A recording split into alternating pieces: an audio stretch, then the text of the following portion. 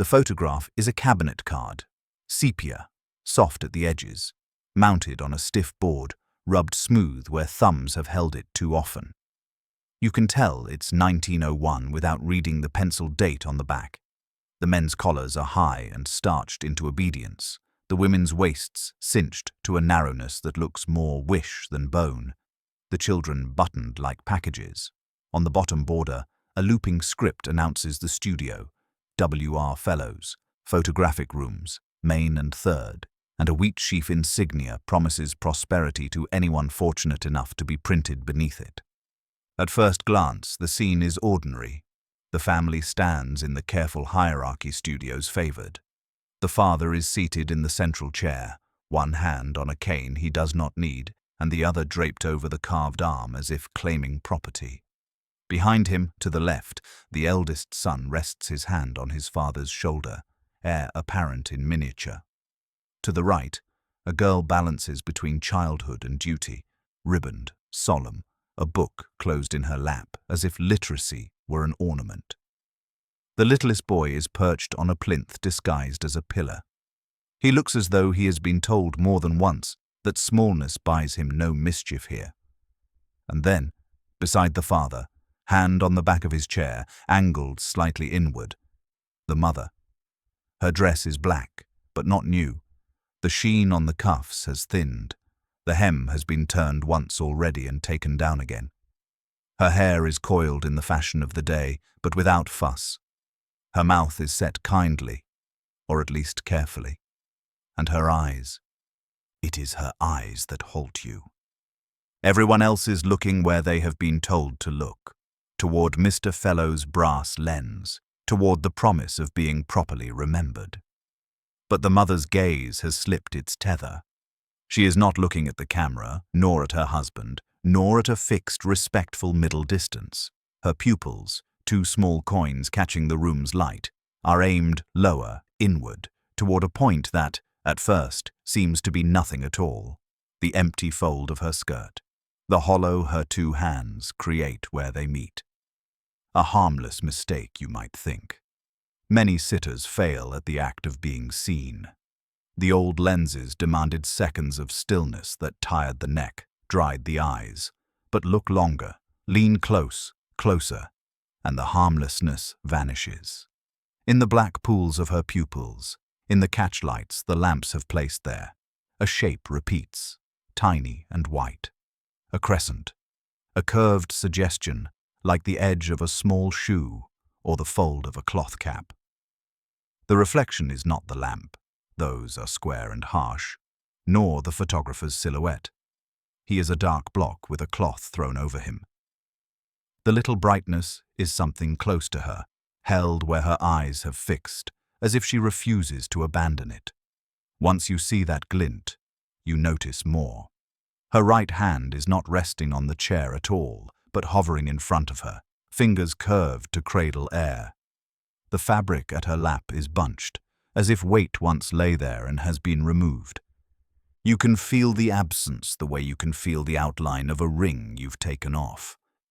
It is easier to explain if you step back in time 12 hours, to the morning before the portrait, to the house on Baker Street with its neat brick front and its narrow alley where cabbage leaves slick the cobbles. The August sun has risen hot. Flies worry the rims of the milk pails. Inside, the house holds two sorts of air, the stale heaviness of night and the sharpness of boiled water. The kettle has boiled 3 times already. The mother, her name is Eliza, has boiled it once for washing her face, and once for scalding the spoon, and once because grief makes you boil water for the sake of boiling it, for the sake of doing a thing that makes sense in the way fire and steam make sense. In the room at the back, lace curtains have been pinned over a chair to make a kind of shrine, the makeshift altar that poor families contrive when death visits, and there is no parlor fit for welcoming it. Upon the chair, on a cushion borrowed from the front room, a bundle lies. Linen so white it seems to be its own light. What it contains weighs less than a cat. A cap has been crocheted in haste. Ribbon ties lie unknotted, because no throat need be circled now. The baby's face is waxen, heatless milk, the lips a perfect bow that will never drink again. He was named Thomas after his grandfather, though no one has yet called him anything but the baby, the babe, this little lamb in sentences too short to hold anything heavier. The father, his name is Ambrose, and he likes the way it sounds when he signs it at the bottom of a ledger, stands in the doorway, as if the house has grown unfamiliar. He has slept not at all. He has also slept in that shallow, infuriating way men sometimes manage, standing up inside their eyes while the bodies of others do the waking work. His hair is combed as if for work, as if the city will care that he has lost his neatness along with his son. He cannot keep still. He picks the lint from his sleeve so fiercely he leaves the fabric scabbed with pulls.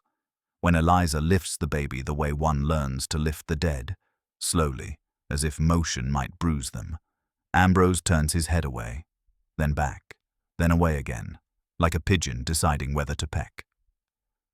"It is not fitting," he says at last, the way a judge announces a verdict someone else has expected all along. Eliza looks down at the weightless boy.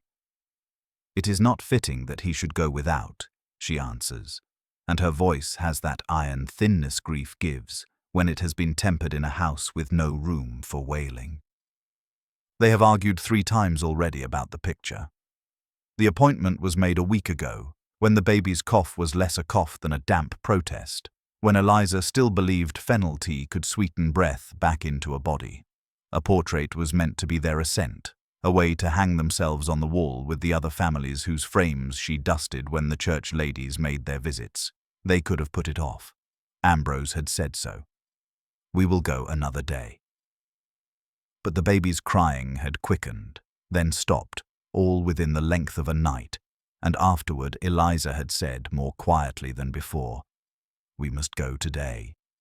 He thought it morbid. He thought it indecent.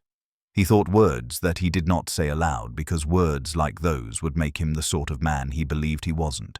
She is not morbid. She is not indecent. She is a mother, and in 1901, in a town that can collect fevers faster than favors, a mother may do a strange catalogue of things to make the world hold still for a moment.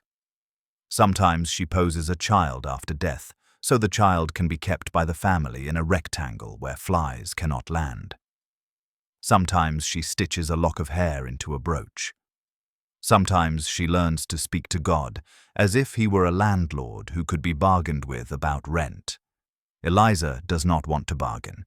She wants a picture where all of them are together, where her arms show what they were made for. Ambrose backs into the hall and finds the older children watching. Nathan, the eldest, has his fists in his pockets and his mouth flattened into the line boys think will make them men. May, 11, has braided her hair too tight. The line of scalp shown between the plaits is a white path she would follow to some place easier if paths worked that way. Little Owen perches on the bottom stair with his feet tucked up to leave room for the air. They are not allowed to look long at the chair with the bundle, though what can be forbidden cannot be prevented in the kingdom of eyes. "We will go," Ambrose says. "We will look respectable." He says the last word like a coin he means to spend carefully. He does not say with the baby, nor does he say without him. Mr. Fellow's studio is at the corner where horses stomp and huff and boys loiter because the windows show things, backs of ladies' heads, and profiles of men who look like they were born knowing how to fill a frame. The studio smells of dust and something sharp, photographer's chemical air, the bite of fixer and developer, of plates and trays and the underworld labor that turns faces into paper. Lamps like squat silver mushrooms are arranged as if they are moons the photographer can move by hand. A painted backdrop on rollers shows a landscape no one in this county will ever walk.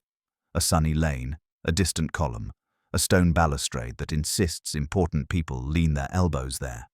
Mr. Fellows is thin and brisk. He wears an apron that has seen better sleeves. His assistant, a boy with hair like a swallow's wing, patches chipped corners on card mounts with glue and breath that smells of licorice. Fellows greets them with a professional sadness, the look of a man who has posed the dead before and knows the weight grief brings with it, even when grief tries to be polite. He glances at the bundle Eliza cradles close. He glances at Ambrose's jaw, set like a hinge that doesn't want opening. "We'll take 2 plates, Fellows says carefully to the heir, not to either parent in particular. 1 for your appointment as scheduled, 1, if you like, just the mother with the babe. No charge for the second. Sometimes, after, people are glad they did, even if they cannot look right away." He does not say the word dead. He does not say the word never. Ambrose opens his mouth. Eliza's eyes flick toward him, and then back to the wrap in her arms, the quick flick of a woman who has lived under someone else's idea of order and learned how to guard one thing while losing many.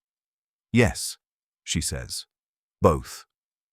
They begin with the formal arrangement, because that is what keeps a studio running, the illusion that every family has the same bones. Ambrose in the chair, Nathan manfully behind. May with the book, because girls who show their hands empty make men nervous, and a book is an occupation the camera understands.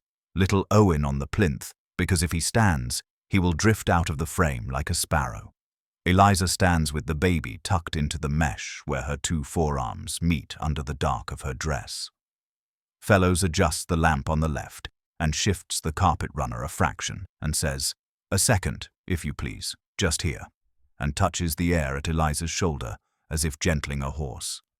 "Eyes to me," Fellows says. Chins down, 1, 2, and his assistant counts, 3, so the plates hear numbers, not breath. They hold themselves in the little private pain of stillness. Ambrose looks like he is about to deliver a speech. Nathan looks like he is taking dictation. May looks at the script on the book's cover and reads it silently. Golden Treasury, although she will forget later what it meant. Little Owen looks startled and brave, a face common to boys. And Eliza looks where she is told for a beat, obedient as one must be when a machine is involved. Then Fellows, who sees things other men do not because seeing is his job, says quietly, "And now the mother may look where she pleases." It is an odd instruction, and no one understands it except the only person who needs to. Eliza's eyes drop to her child's face. You cannot see him in the final print you will hold years later. What you will see is a fold of skirt, a negative space where a head could be. But on the plate at that second, in that room, there is a small oval of pale.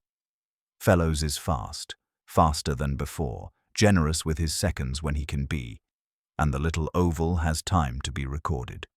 The assistant throws the cap across the lens. Someone breathes. The second plate is exposed. "Now, if we might," Ambrose says, in that tone men use when they wish to reassert the terms they fear have slipped. "Yes," Fellows answers, already at his tray. "We will arrange another, without the—" He does not finish. No one wants the word placed on the clean floor. They put the babe on the chair with lace in the back room to rest for a quarter hour. The family rearranges.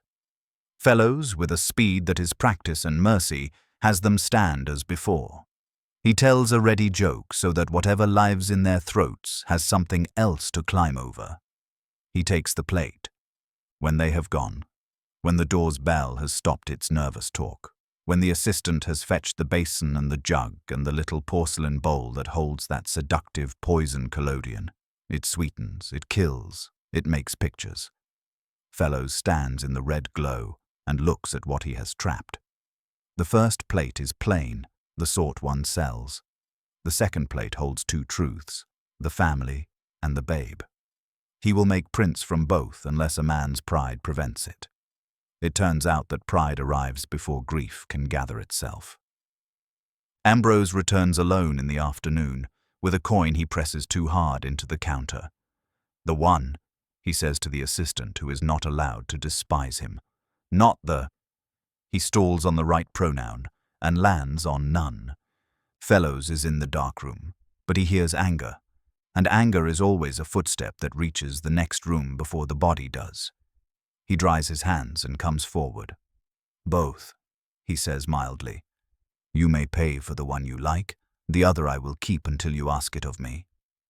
Ambrose straightens. "You will do as I ask," he says, because the world has trained him to believe this is what money guarantees. "The other I will not have made." Fellows leans a little on the counter, which is not defiance so much as ballast. "There is a way," he says, and nods to the workbench. The assistant brings the retoucher's tools: graphite pencil, gum arabic, a set of scalpels finer than any surgeon's, and a burnisher that looks like a silver spoon folded in half. "Some men do not want to remember," Fellows says, and the absence of judgment in his tone is the only kindness he can offer. "You may have your plate altered. It will be as if—" Here he does not finish, because there is no "as if" that makes a lie holy. "It will satisfy your wishes." Eliza, when told later, for she is told, Ambrose has not the energy to keep the shape of a lie without leaning on the naming of it, only nods once. "He will still be where I looked," she says, and that is what saves her. The retouching takes hours. The assistant does it. The delicate cruelty of removing what a lens has kept. Under a loop, the baby's pale oval is teased into backdrop, then into skirt, then into a fold of shadow that would fool anyone who had not set his own eye to the glass seconds earlier. The emptying is methodical. That is the worst of it. It does not feel like erasure. It feels like housekeeping. The last trace to go is the infinitesimal white of a cap's edge. Only one sign remains, stubborn because the physics demand it: the mother's eyes, reflecting what is nearest them. The assistant cannot scrape light out of light. He tries to dull it with a breath of graphite, but graphite gives a grey sadness to her gaze that looks truer than any shine. He leaves it. You could stop here, with a picture that is both innocent and not. A family about to enter the new century, as if the past can be kept at a manageable distance. A mother whose eyes won't comply. You could fix the card in its frame and let dust do the slow, democratic job of history. But that would be only part of the story. The part that forgets that photographs are not fossils. They move when the hands that hold them move. The cabinet card spends 30 years in houses that learn to recognize its weight. It travels from Baker Street to a house with a porch, and then to an upstairs flat with a window that won't open in summer. Ambrose dies of a thing the doctor calls apoplexy, and his co-workers call the will of God. Nathan becomes the sort of man who nods rather than laughs. May teaches reading to children with voices like small bells. Little Owen never grows very tall, but learns the art of repair so deeply he can coax a cracked bucket back to holding water, a gift that feels nearly biblical during certain summers. Eliza grows thin and particular and keeps a kettle likelier to boil than not. The photograph thickens into a family description no one revises. In 1937, a granddaughter, May's girl, with a mouth the shape of a kindness no one has yet tested, finds the cabinet card in a drawer with ribbons too tired to be tied again. She takes it into the kitchen where the good light is and sets it on the table. Eliza is 81 and has developed the habit of smiling at things that deserve neither smile nor frown. "Who are they?" the girl asks, though she knows good and well. Sometimes names are a permission slip. Sometimes they are a password to a room adults keep locked inside their eyes. "That is us," Eliza says. "That was then." The girl bends very close, as girls do who suspect the world hides its best things in corners. "You aren't looking at the camera," she says, and looks up startled because it sounds like she's accused her grandmother of a sin. Eliza is silent long enough for the kettle to decide to sing. She turns off the flame, moves the kettle aside, sets 2 cups that will not match onto the table. Steam climbs between them in honest columns. "No," she says finally. "I was looking where I needed to." She taps the shallow dip of skirt where the darkness is not dark enough to be shadow. They took him out. But they could not take him out of me. The words drop into the kitchen like hand-rolled shot. Plunk, plunk. Weight, but not violence. The girl looks again. Now she cannot unsee the little clues, the bunched fabric, the hand cupped to hold what is not there. She lifts the card, tilts it, as if an angle could reveal a ghost like a trick of ink. She cannot see more. She sees enough. "What was he called?" she asks. Eliza thinks of the name and the way it sat on her tongue for 4 days and 3 nights. Spoke for him then, will speak now. "Thomas," she says, and breath, which had gone somewhere else for a while, returns. In 1959, during a clean-up at the shuttered Fellows studio, Mr. Fellows having gone to join the Nameless, boxes of plates go to the town's historical society. They are labelled in a firm script: family, children, views. An archivist with wrists like willow twigs and a temperament that believes no one is more important than a plate puts them in order. She holds each up to the window to see if silver dark has held. In family, a plate reveals a mother whose shawl bounces light into the faces of 3 small girls, as if the shawl were a river. In children, a plate admits a boy who laughs despite instruction. In views, a winter street keeps horseships and footprints like hieroglyphs that will be illegible in 50 years. And then, one of a family she recognizes from a card she saw in an album with the wheat sheaf insignia. She recognizes the chair. She recognizes the book. She recognizes the gaze. But here, on the glass, there is also a small pale oval where the printed card had emptiness. She logs it. Fellows, WR, Family Group, circa 1901, with Babe. Because logging is a prayer, archivists say, in a language the future understands. She makes a print because prints keep things that glass sometimes lets fall. She places the print in an envelope with pencil notes, and in her tidy script, she adds 1 sentence that she knows is not protocol but feels necessary. The mother looks where love stays. In 1974, at the Centennial Exhibit of Town Photographs, the print is hung with 30 others along one wall. It is the only image in the room that makes people stop right in front of it, as if their shin bones had struck something invisible. The label is simple. The curator has resisted the urge to make feelings in public. On the second day, a woman with hair the color of honest frost stares so long, 2 docents whisper that perhaps she needs a chair. She refuses the chair with a small wave. After a while, she lifts a finger so thin the light can stand in it and traces the air across the mother's lap. "They took him out," she says to no one in particular, and to herself, and to the woman in the frame who has waited 73 years for someone to say exactly that in a room where others could hear. Her daughter, who arrived late because life always makes you pick up milk on the way to holy things, comes up behind her and touches her shoulder. "Ma," she says. "I saw him," the older woman says, meaning not what the paper shows, but what a person can keep beneath seeing. I looked where she looked. He is still there. You could stage all of this as mystery solved, case closed, but again, that would shrink what the eyes were doing. It was never only about a ghost kept or a babe erased. The mother's eyes taught a vocabulary that the rest of the image doesn't know. They say, "The official record will not speak the names I will carry." They say, "What is made to vanish returns in reflection." They say, "Here is where to look if you wish to see the part of us the century kept trying to tidy away."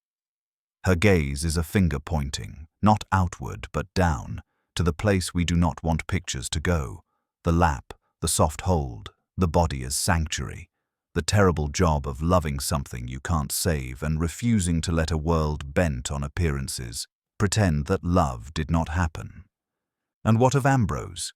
It's easy to choose villains for stories that want clean lines. He was not gentle. He was also not a monster out of fable. He was a man taught that respectability would save him and his, the way some men are taught a tonic will, or a vote, or a prayer recited rightward. He wanted a picture he could put on the mantel and not have to explain to men who didn't deserve explaining. Later, after work, he would take his supper at the small end of the table like a defendant, like a priest. He would glance up at the photograph and feel something itched under its surface, a grit the retoucher had missed. He would not say the baby's name aloud. When he died, Eliza said it twice into her sleeve and then boiled water because sometimes the only thing to do with absence is make steam. The children grew into their own calibrations of grief. Nathan learned to carry a pocket knife that had no practical use because knowing there is a blade within your reach can make your hand steadier. May filled other children with words so that the words would fill rooms where silence had tried to take the lease. Owen fixed the hinge on the shutter of the house on Baker Street a week before they left it for good and said, "Now the house can close its eyes," which made Eliza laugh an unpracticed laugh that startled the cat. As for Eliza, she lived to see electric light brought to the street and a boy land in the newspaper for flying. She never did loosen her hair in public. She learned to say radio without sounding like she was apologizing for the future. She kept the kettle, the card, and a scrap of the crocheted cap in her top drawer. She did not tend altars after that first chair, unless you count the way she wiped the mantel with one extra circle beneath the frame where no dust dared stay. When she was very old and someone asked her what she regretted, she said, "Only that I didn't look longer." Then she corrected herself. "No. I looked as long as there was to look." You wouldn't think a pair of pupils could hold that much, could you? 2 dark thumbprints placed by God on a person's face and then asked to be windows and mirrors both. But they did. They do.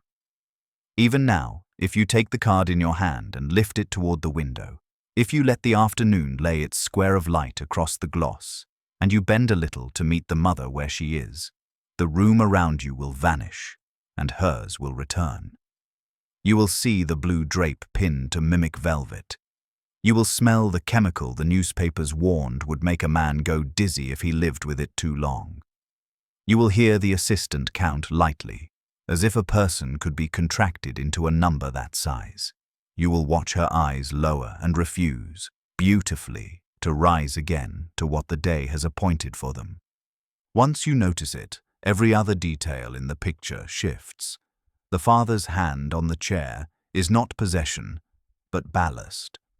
The eldest son's palm on his father's shoulder is not heirship, but a question. Will the weight of this man fall on me too? The daughter's book is not a prop, but a tool she will later use to pry windows open in rooms that refuse fresh air. The littlest boy's perch on the pillar is not cute, not charming. It is the edge of the world, and he is choosing to sit where there is danger because children are brave when adults make them be. The mother's hands are not idle. They are cupped to a cradle the camera tried to take and failed. In the very middle of the card, in the very middle of a century that would make machines from faith and faith from machines, one woman looked where love was, and the looking changed the picture, and the picture, by keeping her looking, changed the story any time a person new entered the room and fell silent before it. There is a chain of eyes here, hers, the photographer's, the granddaughter's, yours, and every link remakes the promise that even when the world cleans a thing to death, reflection will smuggle the truth back in. You could frame this as an indictment of retouching, of Victorian propriety, of men named for saints who forget to act like them. You could. The story would be true in parts, but if you are gentler with it, the tale becomes larger. The photograph is a reliquary, yes, but not only of loss. It is a school for sight. It says, learn to look where the subject is looking. It says, in any scene, ask what has been declared unnecessary and look there. It says, do not trust what has been tidied. It says, eyes keep what hands cannot. Years from today, some future where images will number in the uncountable and faces will be sorted by machines faster than sorrow. You might find the cabinet card again in an online catalogue or a thrift store bin that smells of old glue and mildew. It will look tired beside shinier things, but if you lift it, if you give it a minute the way the sitters gave theirs, you will see her eyes. You will feel the small, exact gravity of where they land, and you will be changed a little in that better way, your own gaze taught to bend, to seek out the missing, to hold for a breath the place where something precious was and ought, in some true register of the world, still to be. When you set the card down, the light on the table will seem less indifferent. The room will sound like itself again. You will hear the kettle settle, the clock resume its tiny revolutions. And if you are the sort to speak aloud to the gone, you may say softly, to no one, and to Eliza, and to yourself, I saw him, and also, I saw you, and feel the strange relief of having told the whole truth to a pair of eyes that always, stubbornly, refuse to look away.